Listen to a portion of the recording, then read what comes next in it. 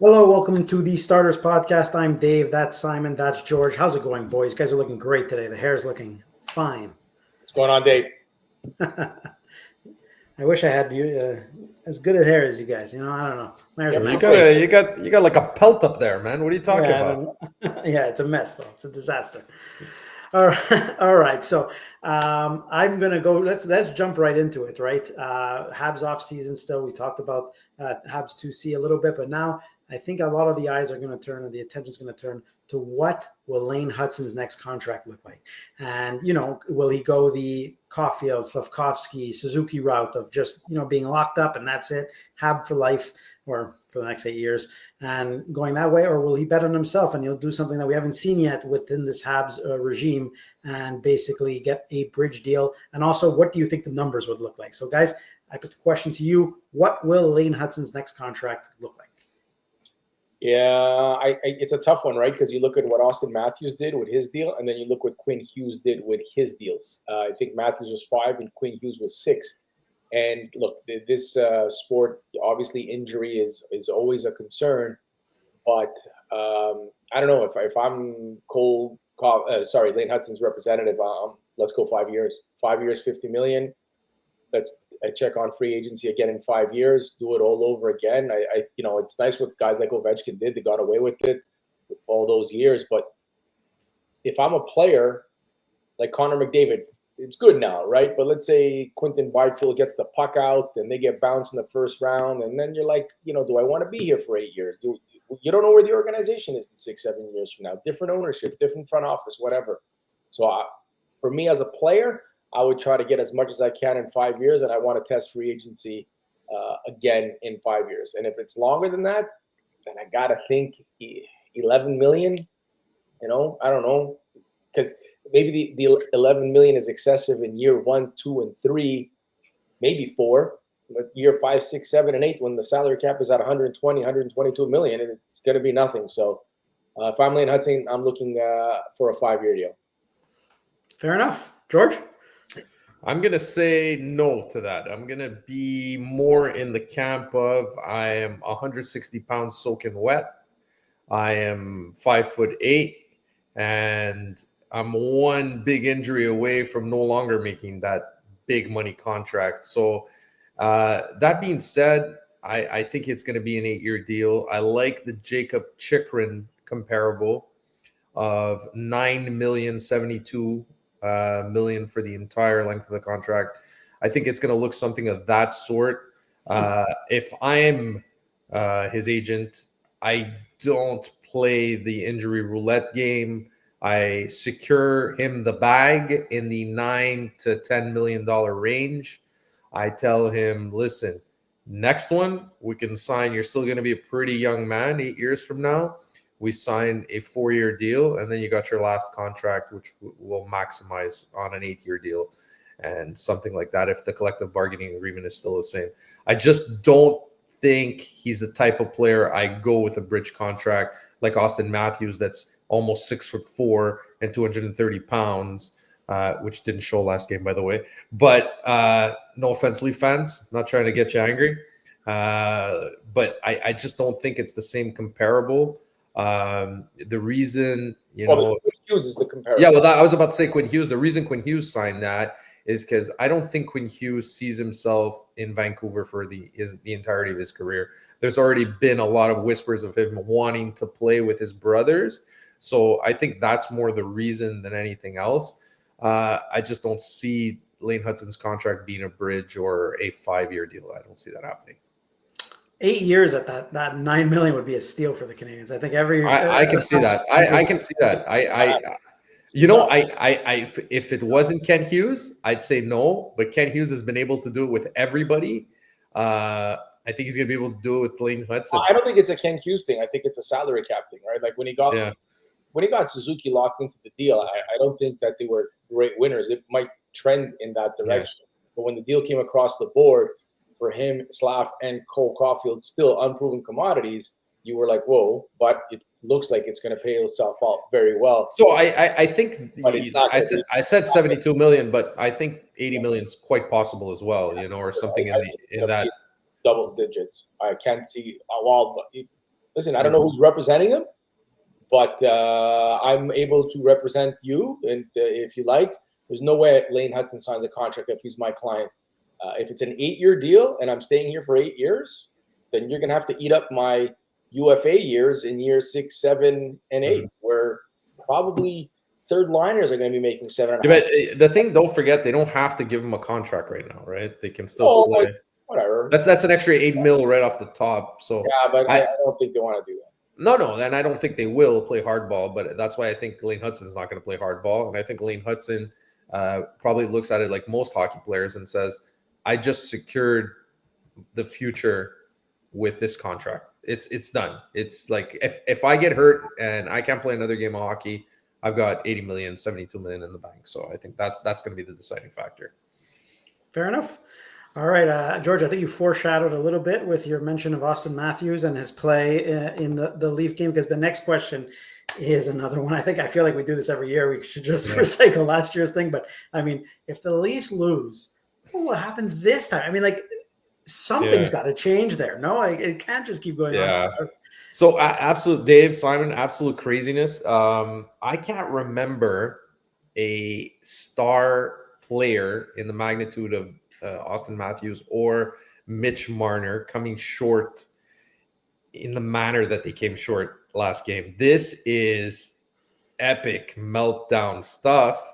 Guy scored 69 goals, man. This guy scored 69 goals a year ago, and yesterday was a absolute abysmal performance by the Toronto Maple Leafs, who, I think we kind of overthought this, because when you look at who's almost in the semifinals here, it's all the teams from last year, right? I mean, that's basically what's almost there. I picked the Leafs to win the Cup. I thought they were going to get this done. I really did. I thought they added the grit. I love Matthew Nyes. Bobby McCann's a nice little player. Max Domi's playing some good hockey. The defense, I like what they did. I like the guys they have. But the Toronto Maple Leafs look like a listless, hopeless, sorry for Leaf fans, hockey team. And I don't know, man. Like, would you bet one penny on the Toronto Maple Leafs winning game 6 and 7? But I can tell you one thing, okay? You could lose and run it back. You could, okay? You could. And I'll tell you how this happens, okay? This is how it happens, okay? How it happens is basically they win game 6, and then they lose game 7 in a tight one or overtime, and they can get away with not blaming the players, and Brendan Shanahan gets the axe, and they kind of look to retool with the money they have going off the Tavares contract and maybe get somebody to come in. But this is a pipe dream. This isn't happening. If they lose, Mitch Marner's gone. I get the feeling Brendan Shanahan's gone. Wouldn't be surprised Brad Treliving is gone. Toronto Maple Leafs window slams shut next game if they lose. It slams shut. Wow. Shut. It's over. It's over, Leafs fans. That was your window. Done. And I picked you to win the Cup. You did it to yourself. Fair enough. Listen, man, the last few years I was always run it back. There's nothing wrong with losing to the Lightning. There's nothing wrong with losing to the Bruins in game 7 in Boston. It happens. Keep running it back. But at this point, like, that was a bad performance. Like, they're also, I don't want to use the word like, it's just Matthews. Everybody loves William Nylander.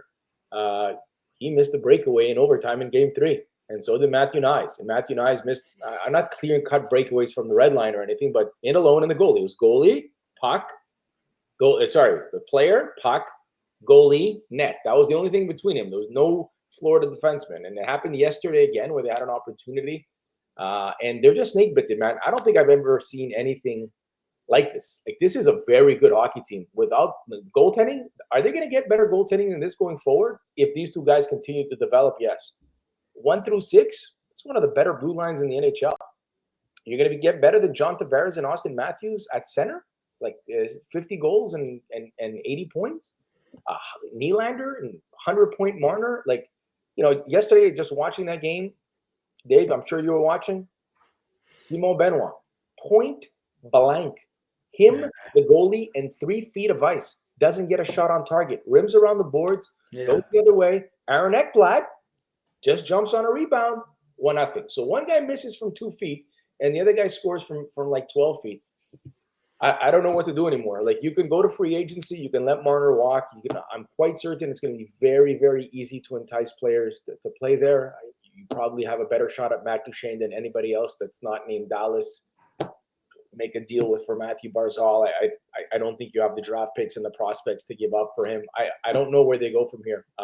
In the last few years, I was like, run it back, run it back, run it back. Eventually, you'll get a bounce. That bounce was supposed to be sometime in game 3 in overtime. That's when they were supposed to get the bounce, the Demons. And then at that point, you get to a conference championship. And for me, if I'm a Leafs fan, well, you can't be overly critical, because the dudes and dudettes that run around with Matt Sundin and Wendell Clark jerseys, and they act like they're Jean Beliveau and Maurice Richard, that's as far as those two great players got. Matt Sundin never tasted a Stanley Cup final. Wendell Clark never tasted a Stanley Cup final. So at least they can say I got as far as these Toronto heroes, right? So I don't know what to do, but I've been saying it for years, run it back. How can you run it back again? I don't know. And, I spoke about this today with Sean Campbell. That's sports. Like, I honestly think if they're in the Metropolitan Division and they're getting the Devils and they're getting the Canes and they're getting the Capitals and they're getting the Flyers the last couple of years, I'm sure there's a lot more postseason success. Unfortunately, that's not the case. The Habs have to deal with that Atlantic Division as well. So do the Sens. But I have no idea where this. So I can accept the loss. I can't accept the way they lost. Yep. This is really what it is. So the loss. So if they had lost 3-2, tough game, and just got outworked by gritty Stanley Cup champions, right? They're not just a good team; they're a hell of a team, and they might repeat. That's how good they are, and there's no shame in that. But when you lose 6-1, you got to look at yourself in the mirror. You got to be like, look, this was the biggest game in the last 20 years for the Toronto Maple Leafs. Okay, the biggest game of Austin Matthews' career, Mitch Marner's career, Nylander, all of them, and they laid an egg collectively. There's no excuse for this. Absolutely, fans want to burn down the building right now. It's absolutely acceptable. It's acceptable to want to burn down everything in Toronto right now. I don't get Dave. I don't know if you remember. We had this conversation a while ago, Dave. It happened during the COVID year. And I remember coming on with you, and I don't watch the 82 Leafs games, but I watch a lot of Leafs games, or at least a period or two, right? And I just remember asking Dave, do they always treat the puck like this, with absolute no respect? And yesterday, the Florida Panthers, who are ultra talented, it's not dump and chase, it's place and chase, it's physical, it's get below the dots, it's grind, nothing fancy. I love Mitch Marner. He's a great player. And you know what's even more fascinating? 4 Nations, Austin Matthews was good. Mitch Marner, in the game against the Americans, the first one, he scored. And the game against the Americans, he set up the winner. He was great in both those games. Very good. So it's not the bright lights, because more people watch that probably 4 Nations game than maybe the Stanley Cup final. And certainly more people watched than yesterday's game. But the lack of respect for a puck, I don't want to sound like an 85-year-old hockey coach here. A spinorama saucer pass into the neutral zone. Austin Matthews on the power play, backhanded saucer pass to nobody that goes the other way. Like, come on, guys. Like, Simon, who is the captain of the Toronto Maple Leafs? Austin Matthews. How did Austin Matthews do in the 4 Nations Cup final? He did okay. He's hurt, George. Okay. I don't know. Okay. You scored 69 goals. You are the leader of that team. Yeah, I get that. You cannot. I don't think he was terrible in the 4 Nations. That's all. I don't think he was great. I don't think he was a 69 goal He had scoring opportunities, and Binnington made some saves. But But yesterday, what we saw for 60 minutes, he was a lot better in the 4 Nations in that 60 minutes. But what do we always say though? The great players elevate when it's time, right? When it's time, the great players find a way. And there's players that get you to the playoffs, and there's players that get you through the playoffs. And Austin Matthews doesn't seem like the kind of guy that gets you through the playoffs. No. That's fair. And to answer your question, Simon, I mean, like, to be honest, it's not the first time you're going to see a highlight of that. I mean, like, they're going to dig them out. Plenty of times Mitch Marner just carelessly makes a backhanded pass through the middle like that. It happens all the time with these guys. And I don't think you're going to see a better Leafs team. Like, I don't know what happens. They can go and sign Matt Duchene and trade for Brad, but they can have on their roster next year Matt Duchene and Brad Marchand. Yeah. But on paper, man, goaltending, check.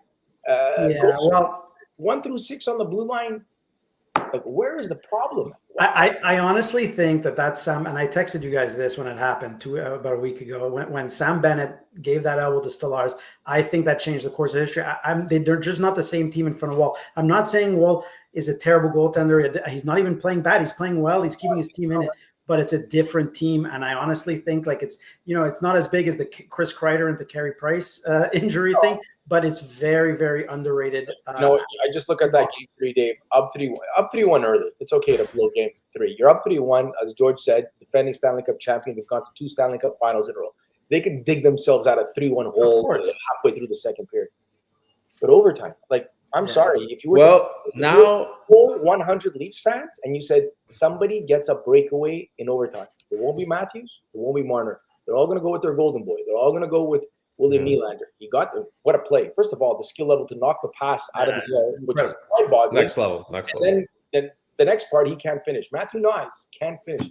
I don't know. I don't feel for Leafs fans, but from the outside looking in, I don't think I've seen a team this good be this bad.